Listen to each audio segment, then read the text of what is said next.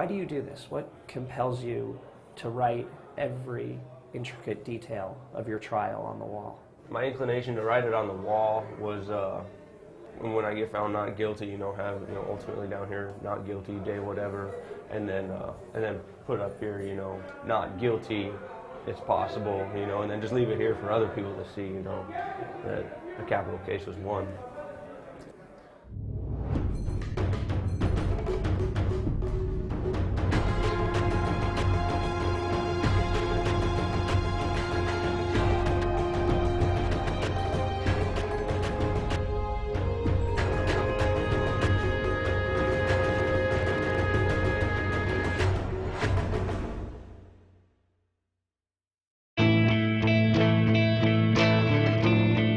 Not long ago, 1 out of every 5 prisoners in America was a Vietnam vet. More and more veterans of the wars in Iraq and Afghanistan are showing up behind bars, and many are being charged with violent crime. This is as big as it gets. It's a death penalty case. If they find me guilty, I'm eligible to be sentenced to death. Experts are saying that there's a common thread that often runs through these cases: post-traumatic stress disorder, or PTSD. PTSD exhibits itself in overreaction. You see a threat, you point your weapon in that direction, kill the threat. Do it now or you'll die. The next thing I know, I'm coming to in county jail, not having a clue as to what happened. Increasingly, post-traumatic stress is taking center stage across the country, in our jails and in our courthouses. Of the veterans that you've defended, how many of those cases were PTSD related? Every one of them. It's believed that hundreds of thousands of recent vets are suffering from PTSD. But what's making some snap? I mean, it happened real fast. I mean, he came at me and the bullets started flying. And what is being done to combat what many see as an approaching storm? The biggest problem is nobody tracks how big this problem really is. On a scale of 1 to 10, how prepared is the American criminal justice system? -10. This is the story of soldiers, traumatized by war, accused of bringing the violence back home. Would you be sitting here in stripes if it wasn't for PTSD?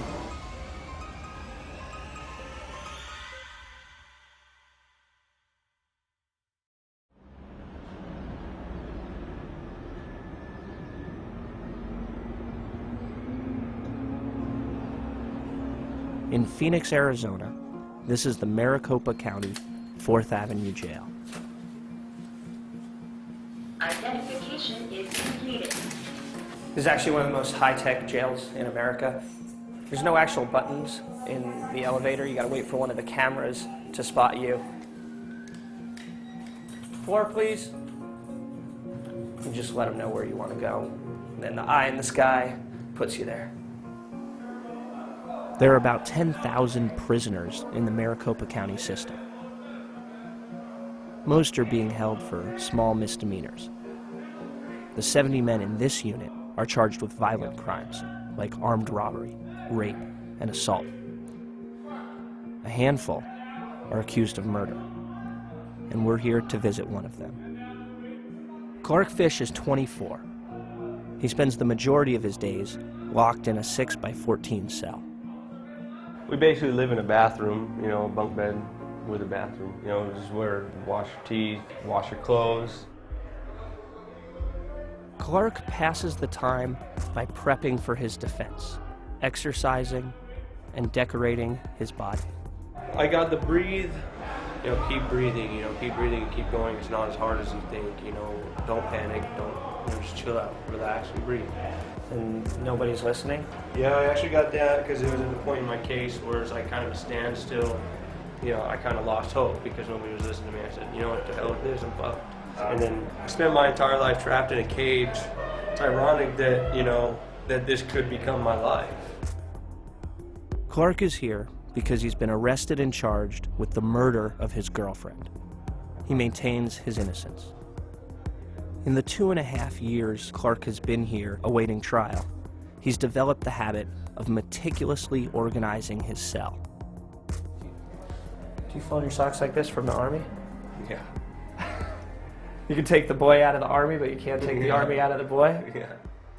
As a veteran myself, I could tell Clark had served in the military by the way he folded his socks. But there was something else I thought I recognized in Clark, too. Something less obvious. Well, it used to be pretty intense when I first got in here. Sometimes the environment of Iraq, when, you know, it gets dusty over there, I mean, there's, you know, a lot of smells came to me. Clark is suffering from PTSD. He was diagnosed with the condition after a 6-month deployment to Iraq. I'd have dreams, I'd have nightmares, you know, and I'd wake up with my heart beating in my chest, constantly alert, always looking over my shoulder, very gun shy. I was never gun shy before all this. According to a 2009 study, of those who have served in Iraq and Afghanistan, as many as 35% of them, 770,000 men and women in total, may have post-traumatic stress disorder, or PTSD. In the entire time Clark has been in this jail, he's never once seen direct sunlight. It's a far cry from the blazing heat of Iraq. In the spring of 2006, Clark flew into Balad Air Base, about 70 kilometers north of Baghdad. Clark says he began volunteering at the Air Force Hospital, where he was witness to a steady parade of carnage. The very first thing I saw was his Marine, and he was messed up. He wasn't alert, but he was conscious to pain. He could feel pain. And the doctors were drilling holes into his skull. They said, she said it's really gonna hurt him, and hold his hand. And I guess it hurt him because his hand clenched onto mine. Clark told me that eventually, the first patient he saw in Iraq died of his wounds. Things come back to haunt you, just like ghosts do. And what comes back to haunt you is not what you did, but what you didn't do.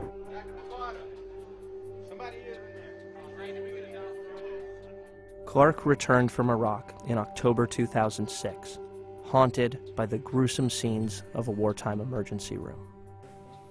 Yeah, these pictures are the typical new GI. He looks young. Yeah, that was, he's still young. And you don't see the sunken eyes the jail has caused and the darkness around his eyes. Clark's father says that when Clark first returned from Iraq, everything seemed okay, at least on the surface. At first it was joyous. He was glad to be back. He had focus. It was good, all good. But it rapidly went south. After that point in time, the PTSD, you know, it crept in, and I started to recluse, and I started to shut people out of my life. Just a few months after returning, Clark got kicked out of the Army for smoking pot. According to his father, Clark's PTSD worsened. He started talking more and more about how he felt that he had abandoned his friends and company in Iraq, and that he should be there. And I think it was about the time of those conversations that the drinking started to become obvious. For some people, PTSD it's an atom bomb, and it just goes off. And for me, PTSD was that seed of corruption that grew within me. Even as his self-medication spiraled out of control, Clark managed to land a job at an animal hospital. It was a convenient place, it turned out, to score drugs. It was there that Clark met Dr. Elizabeth Friedel. The two began dating and quickly formed a toxic relationship. She was a doctor, so she could write prescription, and that's where the drugs kept flying in. 6 months later, Elizabeth was dead.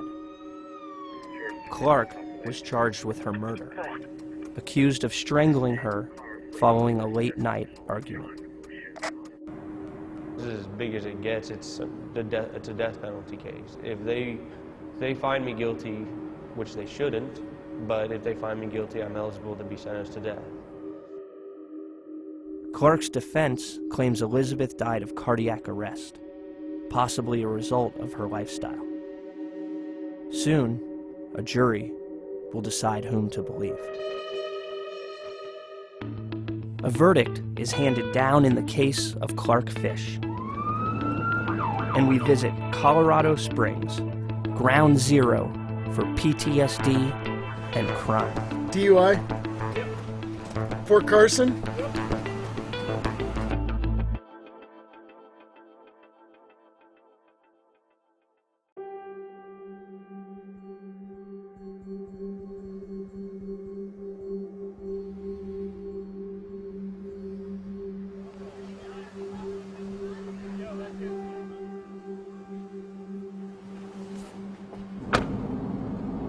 How many officers will you have out like on a standard Saturday night? Well, there really is no standard for downtown. Tonight I have, we're gonna go get that guy right there. It's gonna be a white pickup truck, unknown make. The weekend shifts are busy for the Colorado Springs Police Department. More than 30,000 military personnel are stationed nearby, most of them at the area's largest base, Fort Carson. Come Saturday night, soldiers pour into downtown to blow off steam and drink heavily. I think it's pretty typical. You know, if you were in Austin, Texas, we'd be talking about the 40,000 students that are down on 6th Street. Here, you know, we have 5 military installations. Of course, the difference being that 40,000 college students in Austin, Texas haven't done combat deployments to Iraq, right? Yeah, that would certainly be unique to this population here. 029, case number 1. DUI? Yep. Fort Carson? Yep. While DUIs and bar fights are common, over the last few years, as reported in the local media, a string of unusually violent incidents involving Fort Carson soldiers have made this area ground zero for those exploring the potential link between PTSD and violent crime. 2 Iraq War veterans from Fort Carson are now accused of killing another. Tonight, a soldier is under arrest in Colorado Springs, accused of beating another soldier to death. 14 soldiers from Fort Carson accused of violent crimes, including murder and assault. Since the start of the Iraq War, 17 Fort Carson soldiers have been charged with murder or attempted murder. No one had really looked at what was behind the murders, what was the experiences of these men. The Army's tacit suggestion was that in every bunch you get a couple bad apples. I really wanted to sit down with these guys and talk to them and find out if that was true.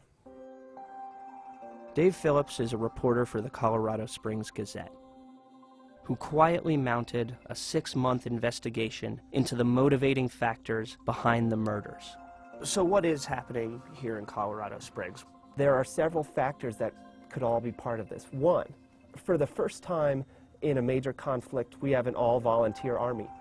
Is that somehow selecting people who are more likely to commit crimes later? We don't know. 2, in this conflict, if you are seriously wounded, you have only a 1 in 10 chance that you are going to die from those wounds. So you have more people coming back who have been through serious trauma. How does that affect it? We don't know. The third thing, which is totally new ground, is we have a lot of soldiers coming back who are being put on multiple different kinds of mood-stabilizing antipsychotic drugs.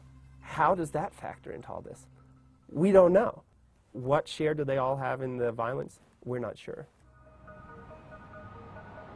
Evans Hospital is the Center for Behavioral Health on base and has been the focus of intense criticism after the string of Fort Carson murders. Army Colonel Jimmy Keenan runs the hospital. When you think about those guys who were involved in all of those homicides, did the Army fail those guys or did they fail the Army? To really point at one person, I don't think I can do that.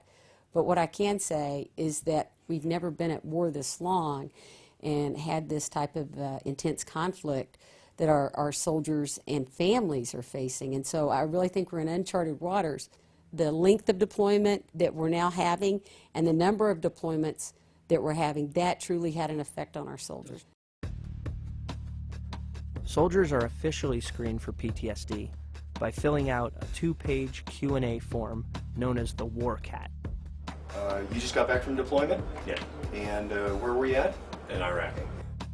Soldiers are asked if they're experiencing any of the symptoms most closely associated with PTSD: flashbacks, nightmares, hypervigilance, or depression.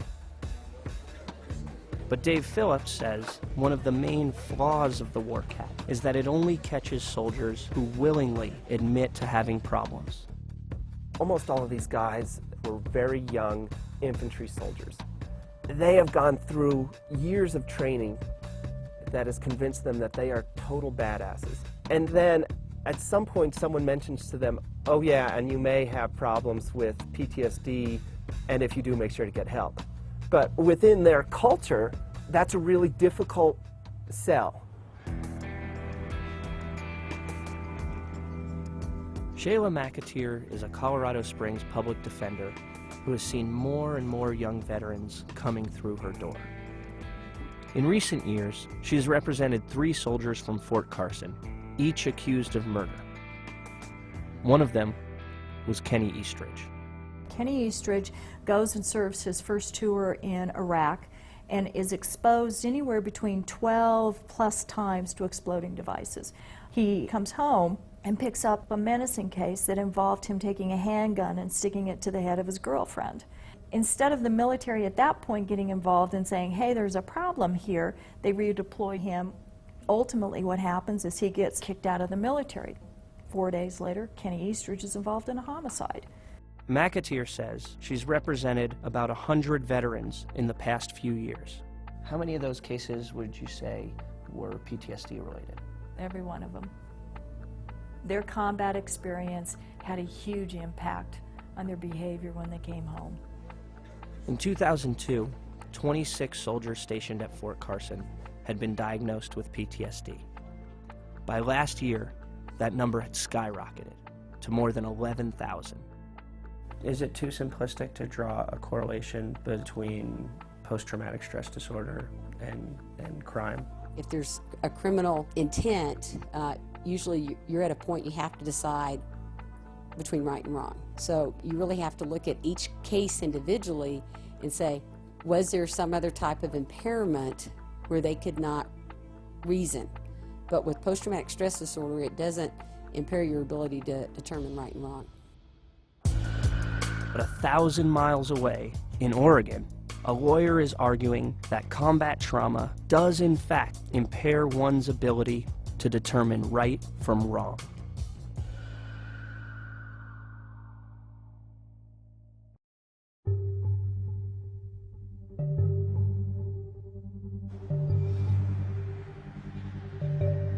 We're here on the grounds of the Oregon State Hospital, and this institution's kind of steeped in legacy. It's over 100 years old. They filmed One Flew Over the Cuckoo's Nest here, which gives you an idea of what kind of place it is. In the past, they would have called it an asylum or an institution for the criminally insane. These days, it goes by a different name, but the principle is the same.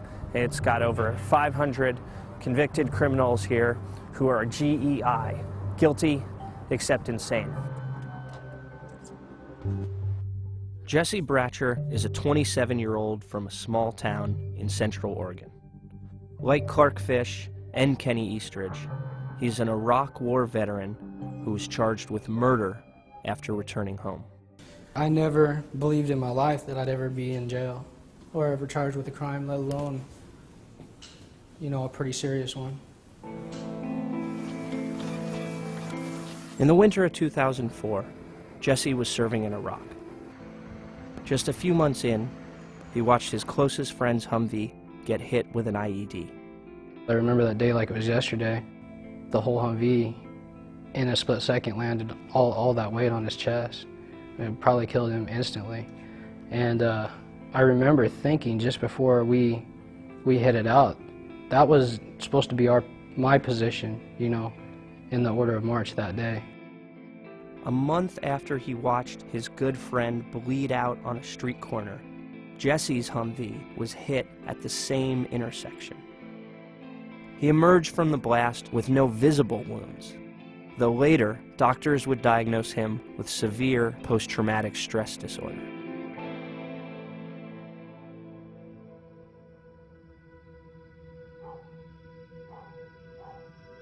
After leaving Iraq, Jesse returned to his hometown, John Day, Oregon.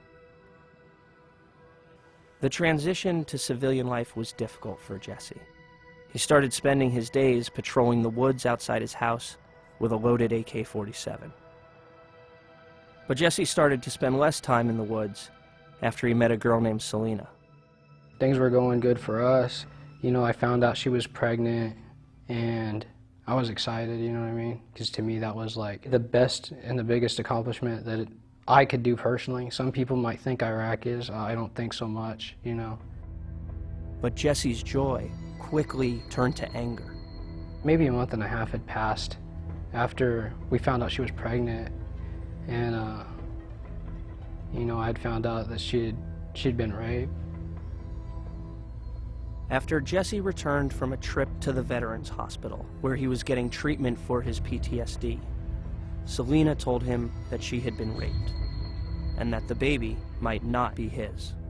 We stayed up that whole night, and I was just, I don't know what you would call it, I was just stewing. I was running on adrenaline. Jesse and Selena took a long drive as a distraction. Jesse considered veering into oncoming traffic and killing both himself and Selena. The next morning, Jesse bought a handgun. They then drove to the home of Jose Ceja Medina, the man Selena says raped her. Basically what we know happened is Jesse drove over here with his girlfriend. He came out, confrontation started right on the porch there, and continues on out into the front yard here. I asked him if he had ever been around her, and he denies it, and she tells him he's a liar and says, you raped me, you raped me. And he thought shoving me would be the answer. And, you know, I tried to leave the yard in the situation, and he came at me, and bullets started flying. Jesse emptied the entire magazine. 6 of the bullets hit Medina.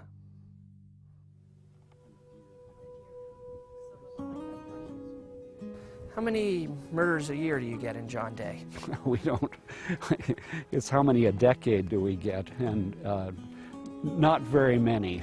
I think this is the first murder trial they've had in 20 years, something like that. Mark Husario represented Jesse Bratcher during his trial. He is one of the area's few defense lawyers, and the only one who had ever tried a murder case before. Was this big news? Did it impact the town? Oh yes, a lot of speculation on whether he was using PTSD as an excuse. There was just a lot of speculation. Marku based his defense case on the premise that Jesse's PTSD had made him insane. It would be one of the first times anyone had ever used this defense in the case of an Iraq war vet. The main thing that PTSD exhibits itself in is overreaction to misperceived threats. You know, if you're in fight or flight mode all the time, your brain is rewired completely differently. And the training that he got in the Army, you don't have time to think. You see a threat, you point your weapon in that direction, empty it, eliminate it, kill the threat, do it now or you'll die. So here he had this argument with Mr. Medina, he got shoved. That's a major threat. What do you do with threats? You kill it. You remember shooting him? I remember seeing him get shot. I mean, it happened real fast. I don't want to say a blur because it wasn't quite that fast, but it happened pretty fast. It probably didn't take more than 25 seconds. You know what I mean? There's no questioning the combat injury of a leg or an arm, but the scars of PTSD are invisible wounds. In the courtroom, the validity of a PTSD diagnosis is often questioned. Ryan Jocelyn, nice to meet you. Ryan Jocelyn, the DA, argued Jesse had exaggerated his symptoms and that his Army experience should never have been at the center of the trial. Do you think PTSD was an element of this crime at all? I think the murder was premeditated. I certainly think he has mental health issues. Frankly, he may well have PTSD, but at the time he acted, I think he knew what he was doing, so I don't think it was the result of his PTSD, perhaps. But again, I didn't get to decide the case. The jury made that determination. So this is it? This is it. Was the courtroom full? The final day was packed. And what did you think was going to happen? I expected that he would be found guilty but insane. Yeah, I expected that. In the end, the jury's decision of guilty except insane meant that Jesse would be sent to live indefinitely in the Oregon State Hospital, where the Iraq War vet finds himself today. You said this was a Shakespearean tragedy, is that right? Yes, yes. Well, look at the elements. We have war, madness, love, sex. You know, it ends like all Shakespearean tragedies. Everybody loses. Everybody.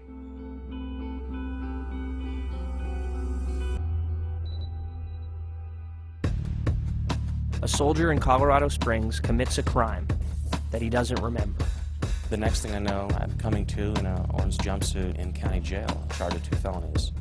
And a new court aims to help veterans before things get worse. The guys that end up committing the high-class felonies, the red flags were there.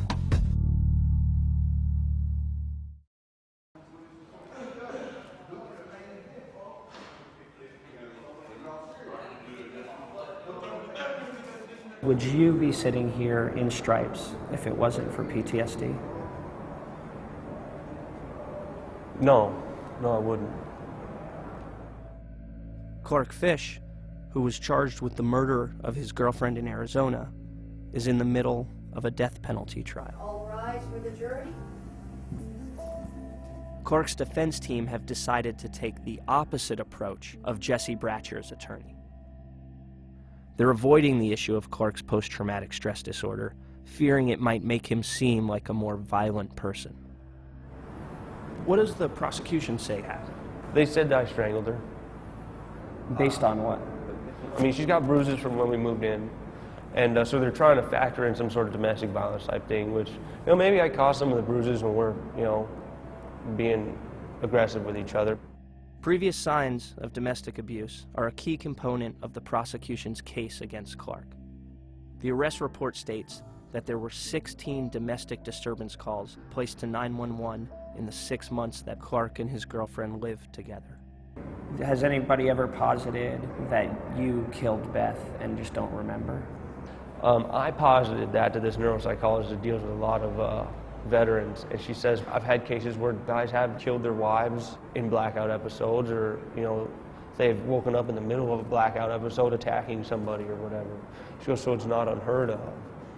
And I said, well, that crept into my head, and I was like, well, man, I said, maybe that's what happened. In Colorado Springs, another veteran from Iraq found no other explanation for what happened after a phone call with an Army buddy. A phone call he says he doesn't remember the end of. I was conversing with a buddy of mine who I served in Iraq with. We're just talking, and that's the last thing I remember. The next thing I know is I'm coming to in an orange jumpsuit in county jail, charged with 2 felonies, and not having a clue as to what happened. What Nick doesn't remember is attacking a parked car and kicking down the door of his neighbor's house. He was clearing houses, just like he was trained to do on the battlefield. Nick served 12 months in Iraq in a security convoy. He arrived in the middle of the surge. His convoy was hit with IEDs multiple times. Now, he's constantly on edge, hyper-vigilant, classic symptoms of PTSD. He says sometimes he's afraid to go to sleep because his PTSD could flare up again. It's just being paranoid a lot, being always on guard. You know, driving down the road or whatever, you'll see things on the side of the road, and it automatically register to you that that could be, you know, an ID of some sort. Picture yourself driving to work every day and having to go ahead and be aware of anything on the side of the road, cars next to you, cars passing you, when you go to the overpasses. Pretty much anything can go ahead and blow up. For his crimes committed during the blackout, Nick would have served 3 to 5 years in prison if it wasn't for a new veterans court. 22 vets courts like this one in Colorado Springs have opened in the U.S. over the past 2 years. They consider the defendant's military history and psychological issues alongside the specifics of the crime. Sentencing leans more on treatment than incarceration. All right, District Court is back in session. Thank you. Please be seated. Shayla McAteer, the court's public defender, says the point is to get these men the treatment they need and to see that they don't reoffend. I saw the pattern. I saw them self-medicate. I saw them drink themselves to oblivion. And so what you began to see is that they're self-medicating and they're reoffending. We should be concerned about these small crimes, right? The bar fights, the DUIs, Sure. Because those are an early warning sign. The guys that ultimately end up committing the high-class felonies, so many of them had, the red flags were there. The veterans courts are in place to catch these vets when these red flags first appear. Time and time again, these young men show a series of warning signs, changes in behavior, substance abuse, and explosions of anger that can lead to criminal activity. For McAteer, the story of Kenny Eastridge is the cautionary tale that defines her work. If we would have been involved and if we would have intervened way back when he picks up his first criminal case, Kenny Eastridge wouldn't be sitting in prison today. And he is one of the many soldiers that are in prison today that you can find that common thread on their stories and that common thread of where they got to where they are. Let's say veterans court doesn't exist. What happens to these guys? Worst case scenario is they end up committing multiple crimes that just escalate, and so they ultimately end up in prison for the rest of their lives. At the Maricopa County Jail in Phoenix, Clark Fish's worst case scenario is execution. Day after day, he charts the trial on his cell wall, wondering if the jury will find him guilty of murder.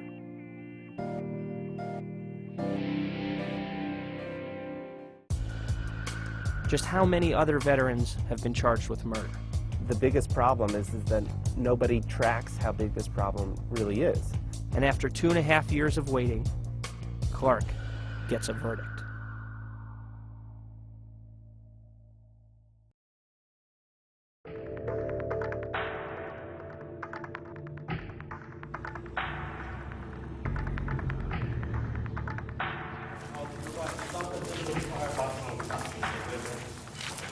During his trial every morning, Clark is transported along with a host of other prisoners from the jail where they're incarcerated to the courts. And it's done underground in this series of tunnels, and it's his long walk to meet his fate. Clark Fish is nearing the end of his trial. The jury is now in deliberations and will soon emerge to announce the verdict, guilty or innocent. 6570001, State versus Clark Andrew Fish. Clark Fish is not alone. But just how many others like him, veterans of the long-standing wars in Iraq and Afghanistan, are now entangled in the justice system? Nobody seems to know. You could call up the Department of Corrections and ask them how many Iraq War veterans are in their prisons right now. They would have no idea. The biggest problem is that nobody tracks how big this problem really is. Dr. Bud Brown is a criminologist who studies trends in the veteran population. On average, I get 10 to 15 calls per week asking if I'm available for cases. Dr. Brown testified for the defense in Jesse Bratcher's trial. about his belief that there is, in fact, a direct correlation between veterans with PTSD and violent crime. There was a point where 1 in 5 people within the nation's jails were Vietnam veterans. Right. I mean, so that's a pretty significant statistic. That's going to be worse. That will be worse. In 2008, the New York Times found 122 vets of the wars in Iraq and Afghanistan who had been charged with murder. We expanded on the Times research and tallied an additional 44 murders committed by vets since that original report, bringing the total since the start of the 2 wars to 166 murders. But reporter Dave Phillips believes these figures are just the tip of the iceberg. Let's say you're a soldier home from Iraq, and you start displaying some of the problems that are associated with PTSD, anger, substance abuse. And let's say you get kicked out of the Army, and you go home to, wherever you came from, and you commit your crime there. We never hear about it. Clark Fish, who was charged with murdering his girlfriend in 2007, a year after being discharged from the Army, doesn't show up in the New York Times study. The mere blurb in the local news made no mention of Clark's vet status, let alone the fact that he had been diagnosed with PTSD.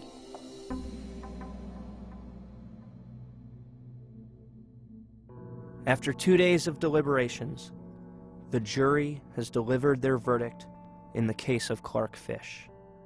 When the bailiff read the verdict, it hit me really solid, but at the same time it wasn't a surprise. And it's still, I know it's not a joke, but it feels to me so silly and just not proper, unfair, like something went wrong.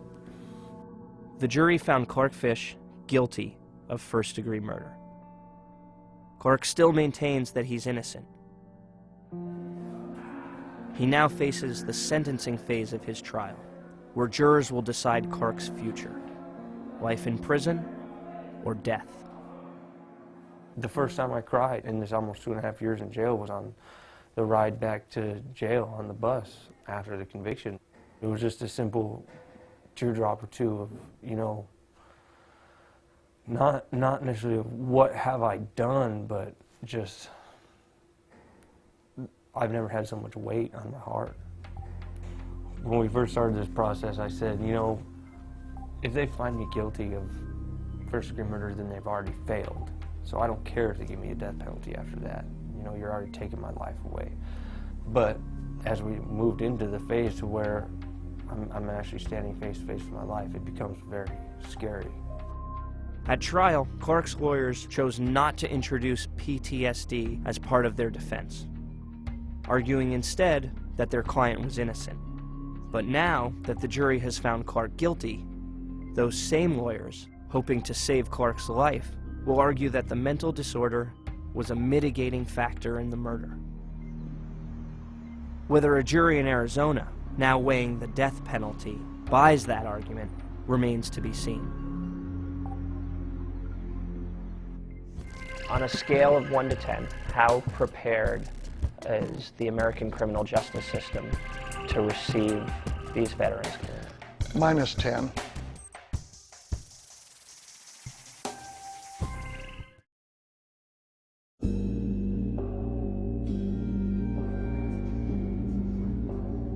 Pop culture these days is filled with stories of soldiers traumatized by war.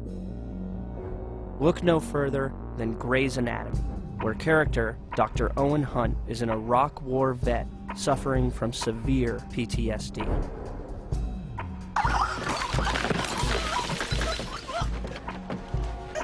On the show, Dr. Hunt nearly strangles his girlfriend during a PTSD-induced blackout. That's exactly what Clark Fish's lawyers are arguing happened in the real-life case of their client, who now faces the death penalty for the murder of his girlfriend. Dr. Cynthia Boyd, a neuropsychologist who specializes in treating post-combat veterans, took the stand on behalf of Clark and testified that in her experience, it's not uncommon to see someone with PTSD act out during a blackout. His last recollection was that the victim was alive, and then the next morning he got up and that he found her dead. And he asked me, "Do you think I killed her?" So I wondered, could this be something that happened in his sleep that he just blacked out from, lost memory from?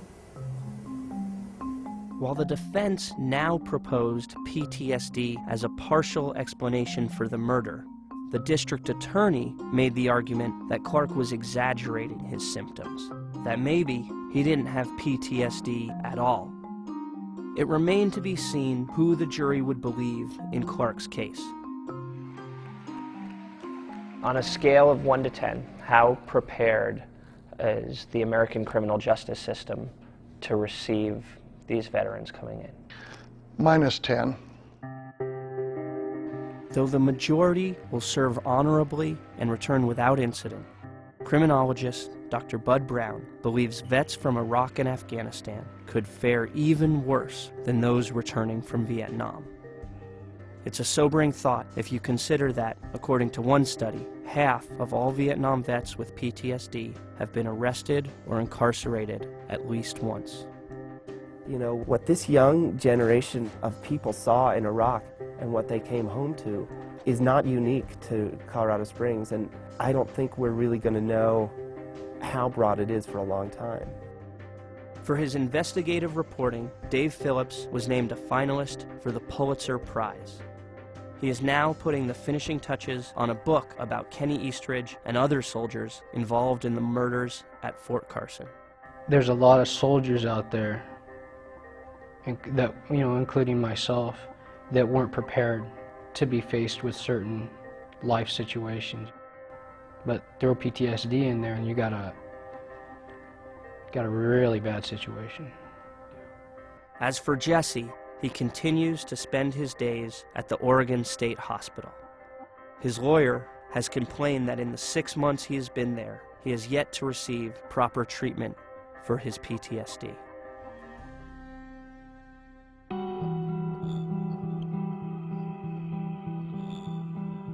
In the sentencing phase of Clark Fish's case, 10 out of 12 jurors voted for death, just short of the unanimous decision required by Arizona state law. The jury was hung, with 2 holdouts sparing Clark's life, for now. Clark continues to spend his days in jail, waiting to find out if the district attorney will choose to seek the death penalty again, this time with a new jury. If I'm to be executed, I just look at it as more proper for, somebody that served overseas to get shot. If I had my choice, that's how I would do it. I'd go out with firing squad. Yeah.